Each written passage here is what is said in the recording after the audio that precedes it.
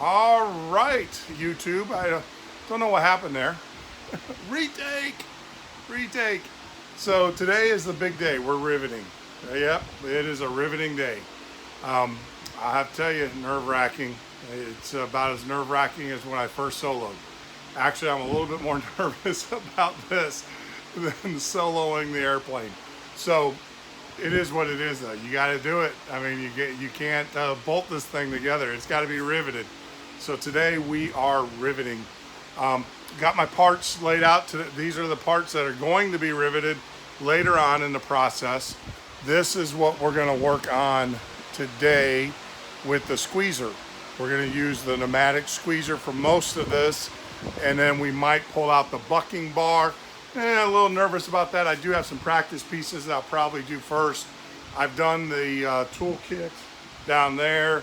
I've done the light kit. Well, I started the light kit, screwed it up.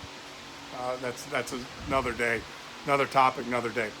But we're definitely going to get some rivets squeezed today, and we'll talk a little bit more about that, the techniques and things of that, things that you need to look for, things you need to check, and everything. But right now we are riveting. So let me stop this, and then we'll kick it over, kick the angle over, and we'll go to the plans, and I'll show you exactly what we're going to do.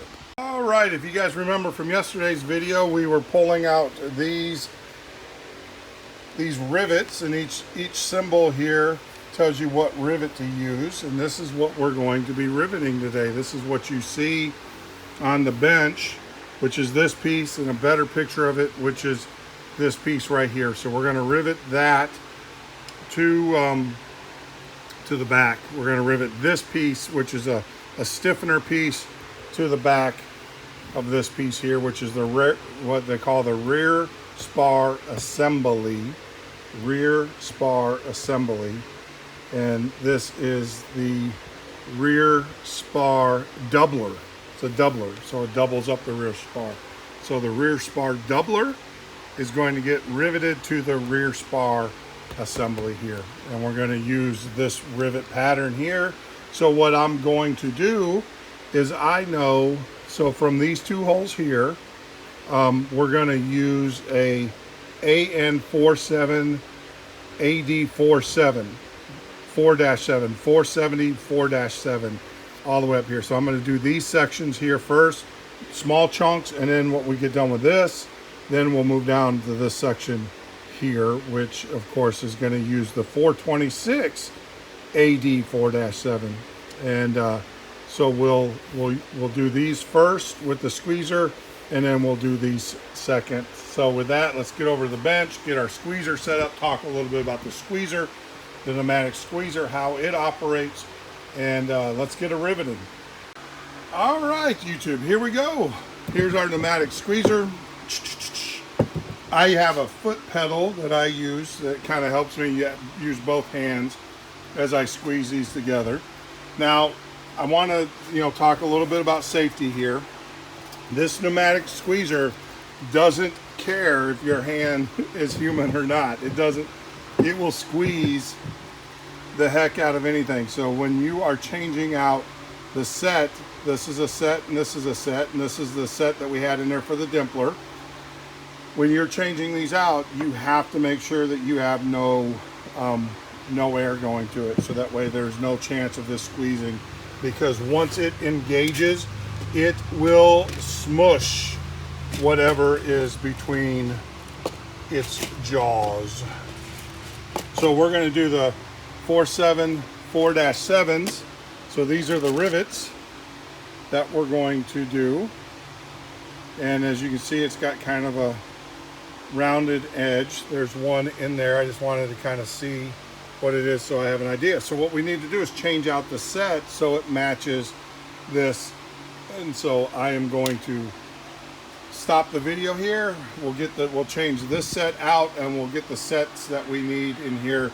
The other thing is that I'm going to also change out, and I'll show you when we get there. So see you in a bit. All right, I am back.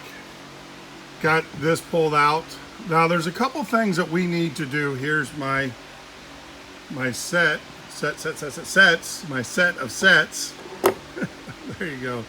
and then my adjustable piece for adjusting this. Now, if you remember correctly, when we did the dimpling, they don't want us to use the adjustable here. They want us to actually use the solid piece, and then we set the adjustment by using these little shims washers. That's all they are.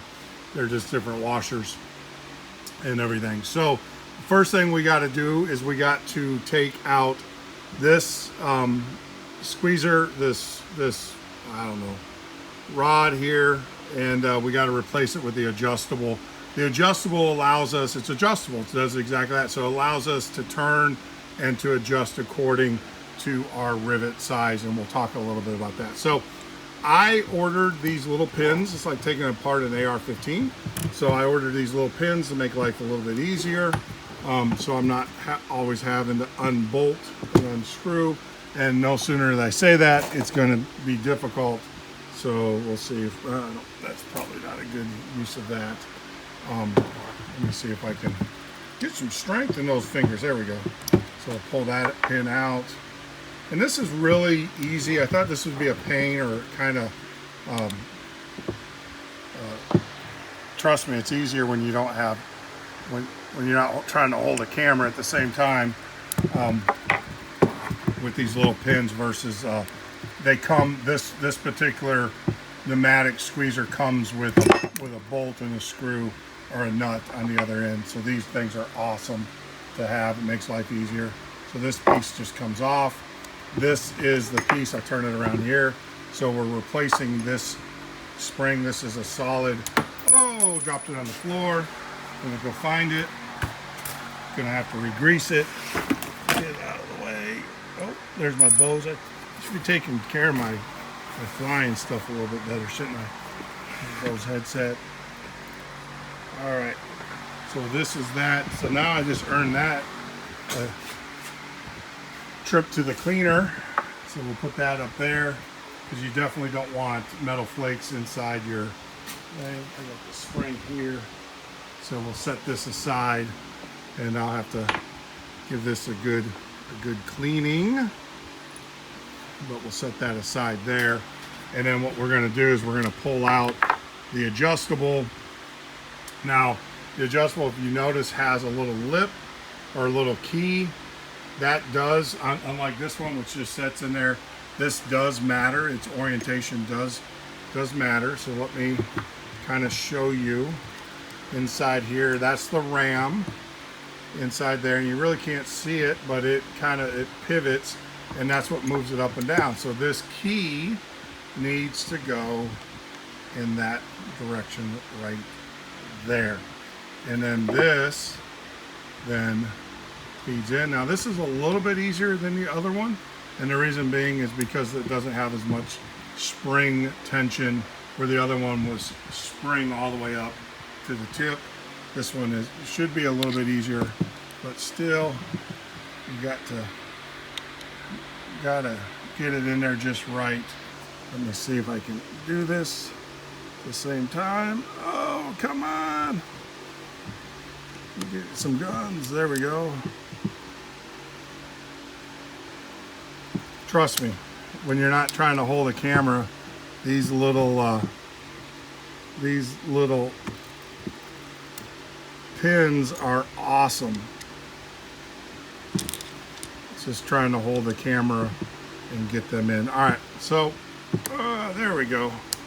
There's one, and there is number two. All right, so there we go. So our pneumatic squeezer, like I said, to adjust this up and down, you turn this, and that's what does it. Now, what I have to do is make a decision. There is obviously on this set, there is you get a cupped or you get a flat. So the first thing I need to do is figure out which cup is the best for this rivet, and I can already tell you it's going to be that guy right there. See how it fits in there perfectly? So this is going to be the best one for this. I'll probably got to get this out of the way, get my big fat fingers in there. There we go. So we have that guy, and then we have all of these. I am thinking it's going to be this guy for the bottom. Now, let me kind of tell you my thought process here. And I don't know if this is going to work, but we're going to give it a shot. We'll put that back. So we have it. So this piece is what moves up and down. You have to keep this piece on the rivet here, right? So it's kind of hard if this ram is moving up and down if you put this down here at the bottom. So I'm going to put this one at the top, which is going to keep it stationary, and then I am going to come in from the bottom. I tell you, I need to lower this guy. I'm going to come into the bottom and I'm going to squeeze the back end of the rivet, right? So I'm going to put this here. Now, there is a question, or everybody always raises this question. How do I know how far to set these? Well, the first thing is we got to apply air. So the rule of thumb is your rivet is always 1.5 times the depth of the material that you're going through. So if you were to measure from here to here with a caliper and everything, you want your rivet to be 1.5 times the total distance between, in the material, not through, but in the material. So if you're going to, so you want this thing to stick out 1.5, or it's got to be 1.5 times the length. So I've got one in here. So as you can see, we'll move up here and I'll give you a kind of an angle. You can see that it is, let me see it, there we go. It is sticking out just over about that much is engaged in the metal, and the rest of his tail. All right, so when you squeeze this down, the goal is you need to squeeze this by half. So this rivet, you need to squeeze it by its half. So if you take this shank length here and you measured it from here to here, you want it to squeeze by half. So you need to set the gap between here half the distance to the rivet. So let me get it hooked up, and then we'll get this thing set, and we'll go from there. All right. So I can tell you we've got some major adjusting to do, because as we squeeze this, I'll get it. You will see it come all the way up, and that's not good. So what we want to do is we want to adjust this head down. We'll put it there. Now, I have it hooked up to the hose, but I'm not going to be reaching into that with my hand. So what I'm going to do is, if I turn this way, that loose, or that makes it narrower. You never want to reach inside this pneumatic squeezer with it powered on. It will only take one time for you to squeeze your hand at 3,000 pounds of pressure to realize it will literally destroy your hand or your fingers. So I got that there. So let's just kind of see where we're at, how far we got to go. Okay, so we're going pretty far. So let me do this. I'm going to put the camera down, disconnect the hose here, and then we'll continue. I want to let everybody know, practice what I preach. Hose is disconnected, and now it is safe for me to reach in there with my fingers and twirl and see if I can get that lower. So I'll be back. All right, so I got it lowered in. So now let's get it to shut, and let's see where we're at. All right, so that gap is okay. It's not great. Now you want this squeezer. A lot of people, when it's not squeezing good, they will lower it back, thinking that it's. But you want it actually, or they'll shut that gap to think that that's going to make it squeeze better. This thing has a power stroke, so it has a ram that or a circular ram that moves around, and that's what moves that up. You want that thing to be at the ultimate position at the top of its stroke. And if you shut this too far, it won't squeeze. You're gonna go past that power point. So you have to adjust this just right. And some of the people will say, and it is counterintuitive, I'm not gonna put my finger in there, but what you might wanna do is actually screw this down a little bit so it's at its stroke. So obviously it's gotta come down a lot more because we are nowhere near half of that rivet. We want that gap to be half of the rivet that we're trying to squeeze. So, all right, so we'll back it off and I'm gonna put the camera down and then we'll get it adjusted. All right, there you go. So there's about half of the distance. I'll keep this here. I'll grab the rivet. We'll put it there. And that is roughly, I'd say that's about half. So we can creep up on it. So no one says that you have to do it the first time or get it there. So we have gauges. So I'm gonna go with this for now.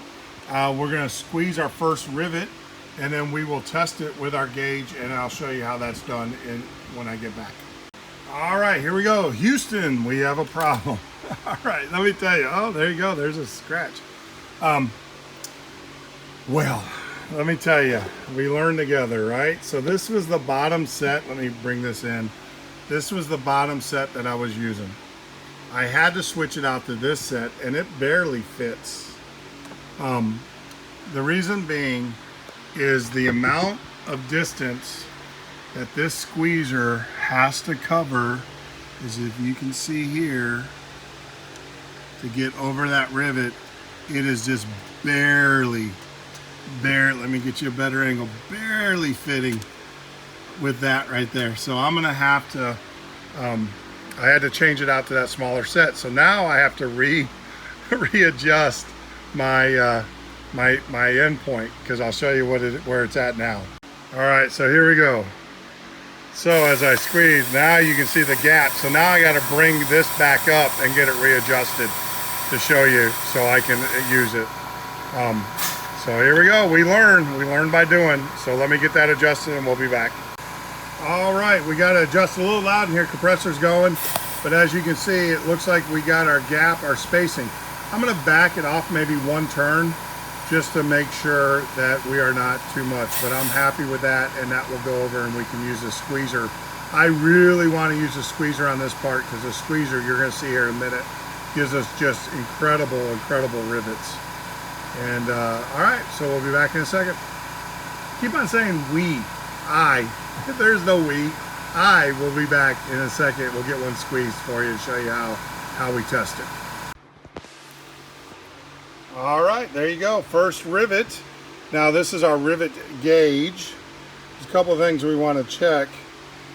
Is the number one is you do this. Now a lot of people say, oh, it should just fit on there and not want to come off. So this one is not over squeezed. A lot of people think you over squeeze, that creates a problem. And that actually is not a bad thing. Actually, a rivet that's over squeezed just by a little bit, and this one is just by a little bit, is actually stronger, a lot stronger than a rivet that is under squeeze. So this is okay. I might back it off just a little bit. But the other thing is, and this is our rivet gauge, so the rivet head should be tight inside there. It should never be loose or sloppy, and that means that it's under squeezed. You want it a little bit over squeezed versus under squeezed.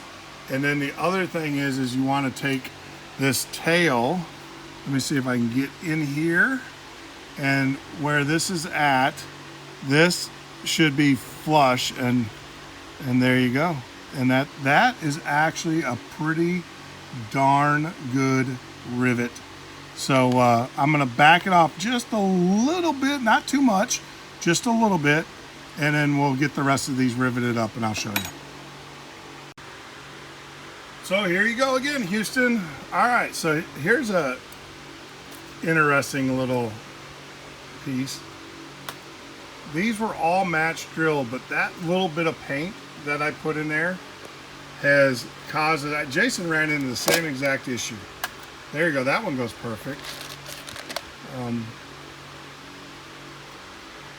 That one goes good, goes perfect. So what I'm probably gonna have to do is take out the drill. That one goes in with no issue. And just kind of drill some of these out, no issue. And just kind of tap them out a little bit, no issue. That's actually really good. But there are a few, no issue there. So there's a few here, up here, that you're telling me just one. There's just one. I only have one out of all of them. All of these are going in. Oh, there you go. That's a little snugger. So that's because of the paint and everything. So I can't get this one out, so I have to pull out my cutter. So we'll get these riveted in, and then I'll pull out the drill and I'll re-drill these. So I wanted to show you guys a neat little tool that I got for just this case. This is a flat. I have a link to it, but it allows you to grab a rivet and you can pull it out. Let's see if I can get this. Oh, there we go. See? And this is a great tool for pulling those rivets out. And I'll have a link to this on my on the page. I got this from Amazon, Amazon, and everything. So highly recommend these. These things are incredible for pulling rivets out and for cutting rivets flush. So all right. So let's get these riveted up that go in, and then what I will do is I will take the time and drill these other ones out. So here we go. It'd help if I had the camera. So I want to show you this. So we went through, tested with our gauge, -4. Each one of these is perfect. We had one right here. No, right here. This is under squeeze. See how that's able to fit over the gauge, and it's not tight, it's loose. So that's under squeeze. So we're gonna have to squeeze that. That's perfect, perfect, perfect, perfect, perfect. Like I said, the goal is you don't want it to be sloppy. Perfect. That's perfect. Wow. So I have one that was under squeezed. That one, nope, that's good. And that's good. And like I said, see, it's not going all the way down, so it's not going all the way over. It's when it goes all the way down. So that's flush. I was kind of show you, that's flush. So this one here needs to be re-squeezed. So I'm going to re-squeeze that and we'll come back. And there you go. Now that is perfect. That's dead on. And that's dead on. So that one there is still... All right. So what happens with riveting? So when you rivet and there's a point in which the metal gets super strong from the compression, and so I've squeezed this. So what I'm going to do is I'll cut. Actually, that's not bad. I mean, that's not touching. That's on there. It's tight. I don't think. Yeah, I'm pretty sure. No, you don't want build an airplane. It's like that rocket commercial. You don't want to be pretty sure, but that's not coming off. So I think that is good. That is good. So we're good there.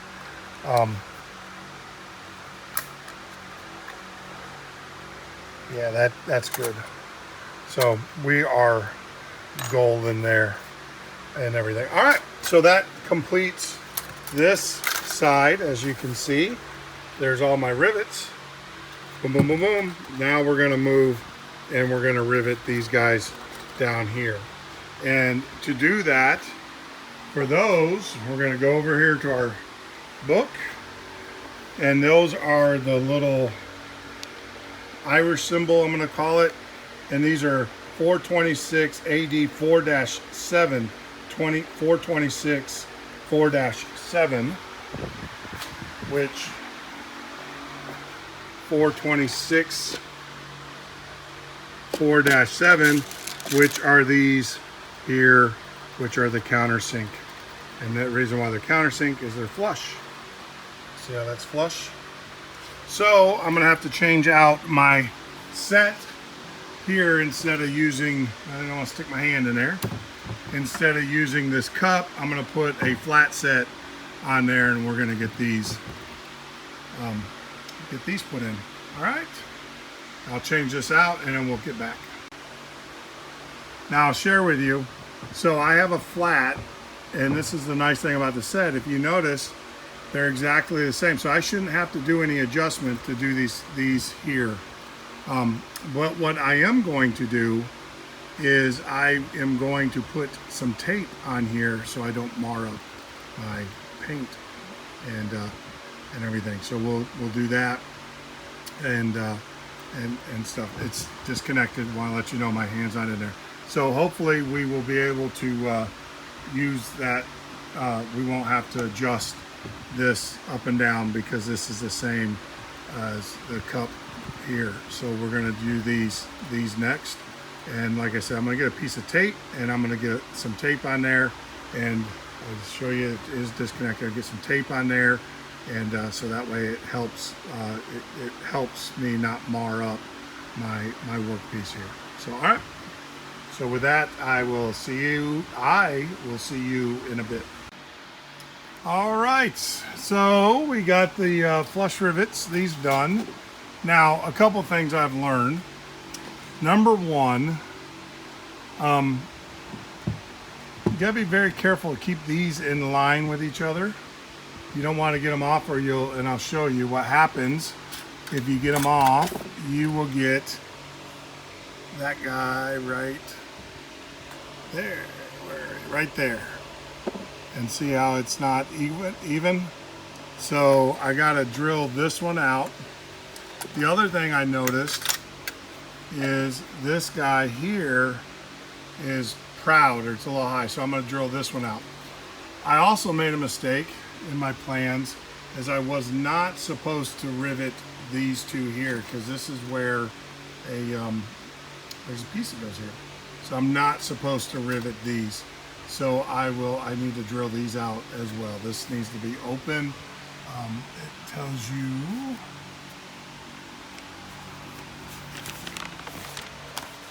plans right here, leave open. So I need to leave those open, and so I need to drill those out. And I got a tool to do these. These here, you just use a drill bit, go center punch, drill bit, and then drill those out.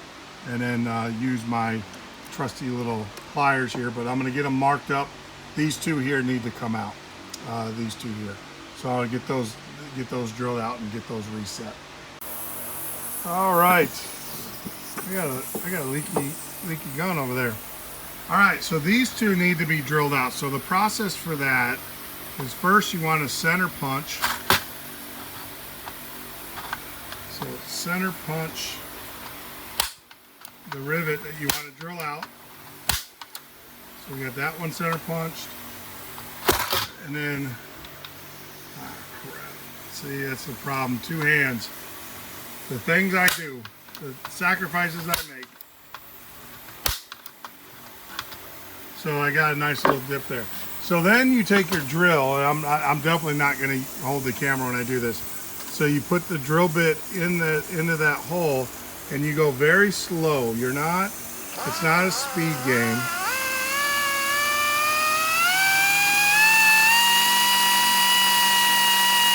You just kind of slowly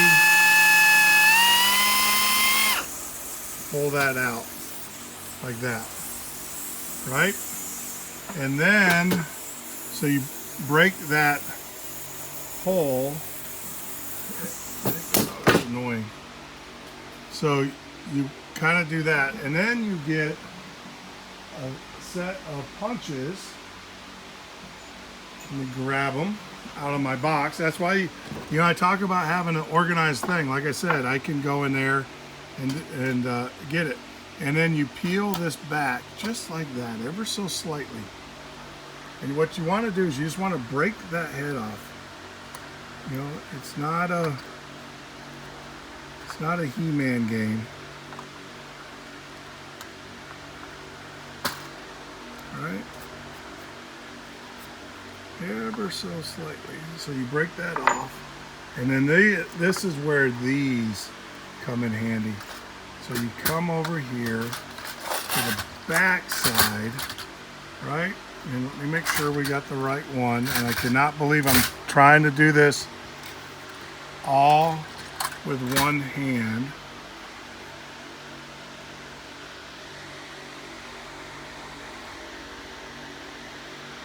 And like a fool, see, this is what happens when you're trying to do video.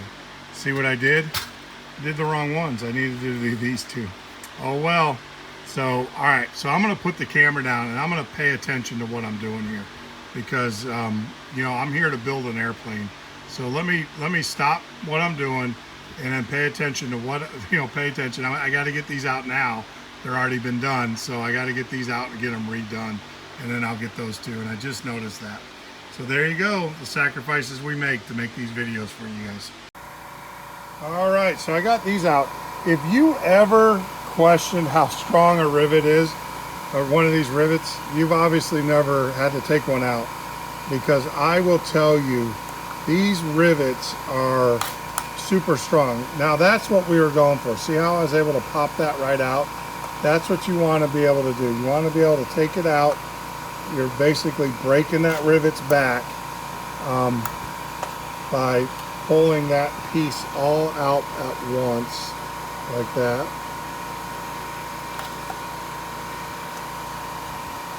And of course this one's going to be difficult.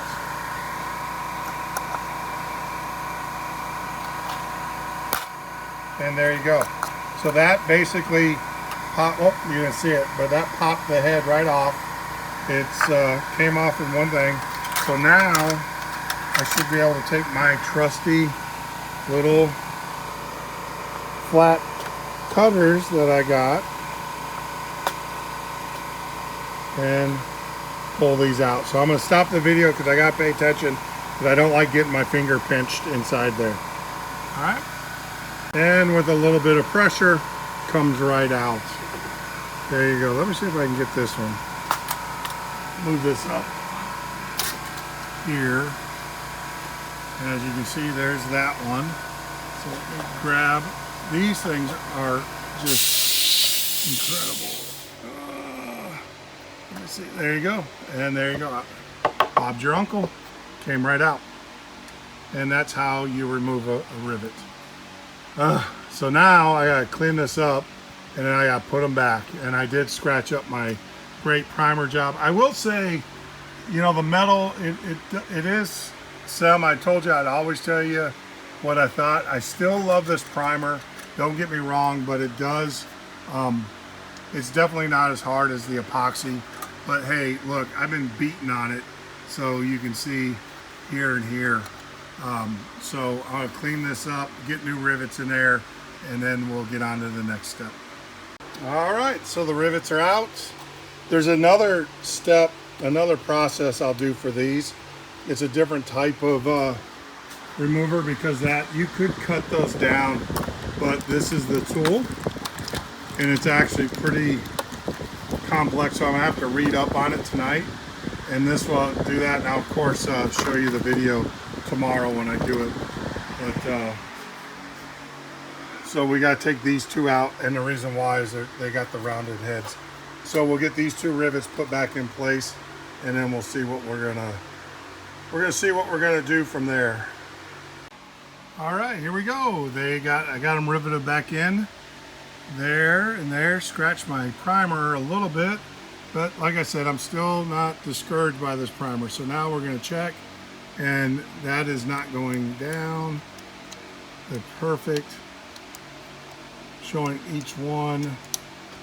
That is good. Perfect. Oh, that one there can use a little perfect. And mark. Actually, that's good. Good. Shouldn't be loose. It's not all the way down.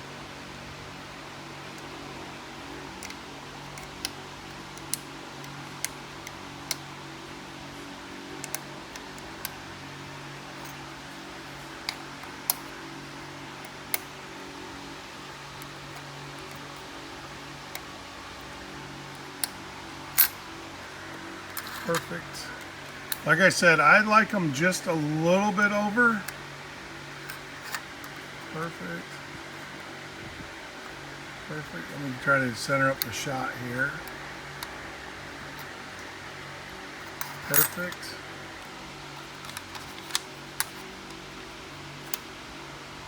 That's the one I redid. That's great. That is good. Perfect. Go back to that one. Perfect. Perfect. Perfect. Perfect. And then you want to check the height.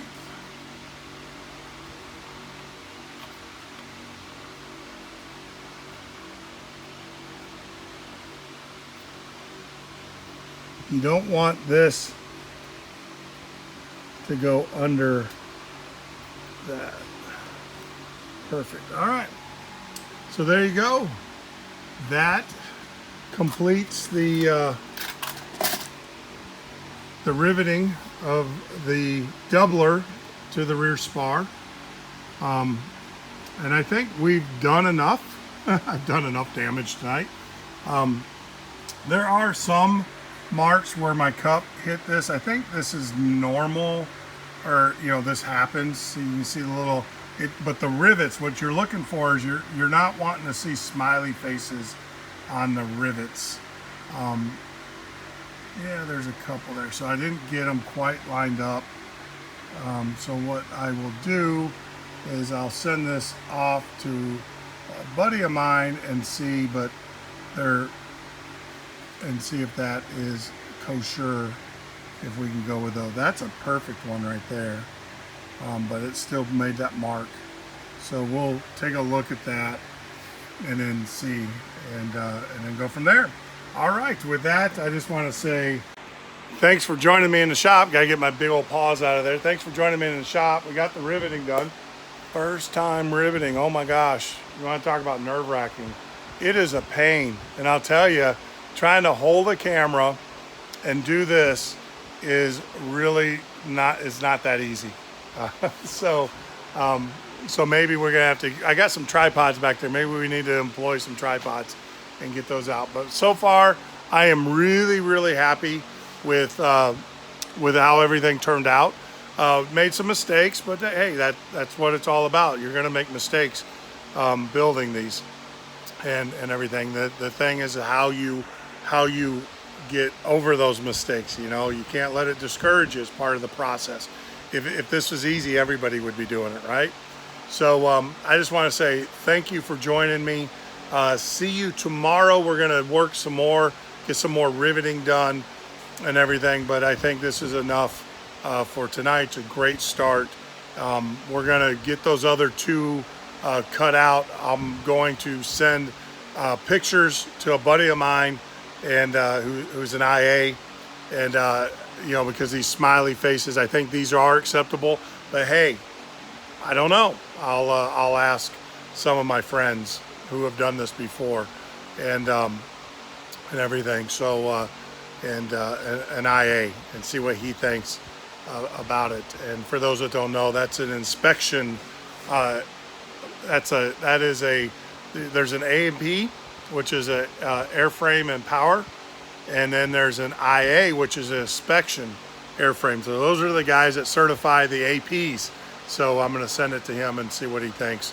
I'm here. I might as well go do it. If I got to redo it, this is the time.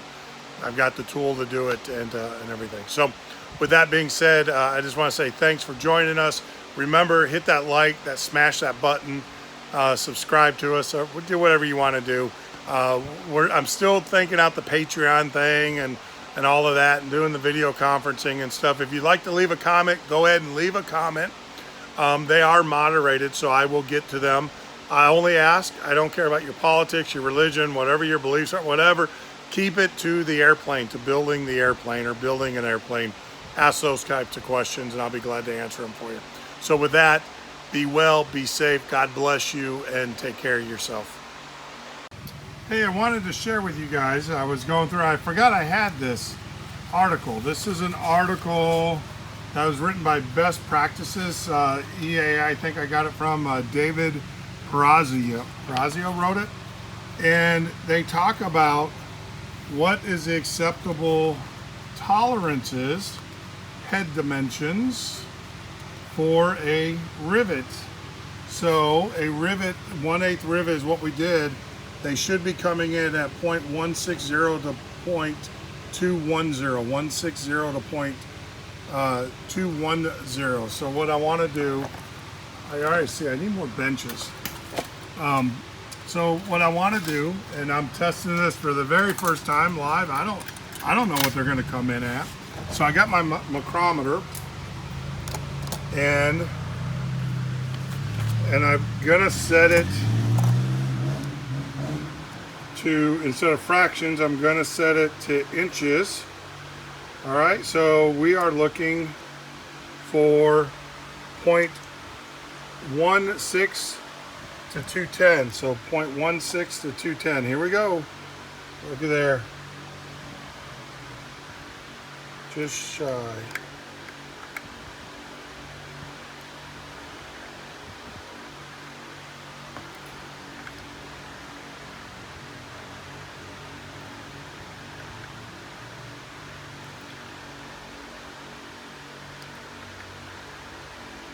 So I will have to say that all of these rivets, just a little bit under,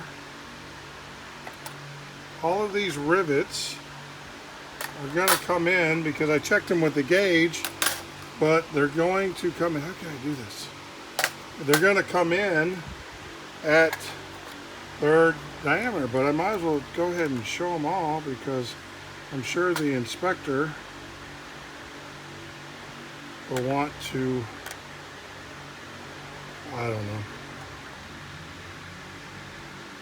I don't know what the inspector, because all of these planes have to be certified, or not certified, but airworthy certificates have to be issued. So let me do this. I'm going to flip this around. So we did all of those, and now let me do this side. And this is actually, I'm glad I remembered to have that.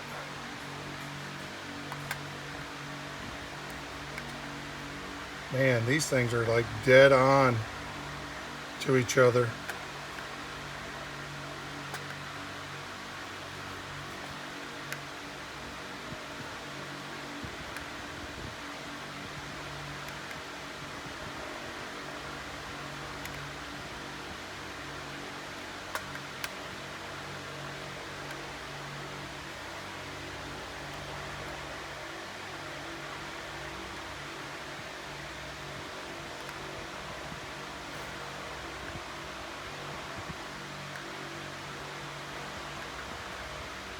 There you go. So there you go. I can sleep well at night knowing that I did a quality job. All right. Just wanted to share that with you guys, and before we call it a night. Have a great night.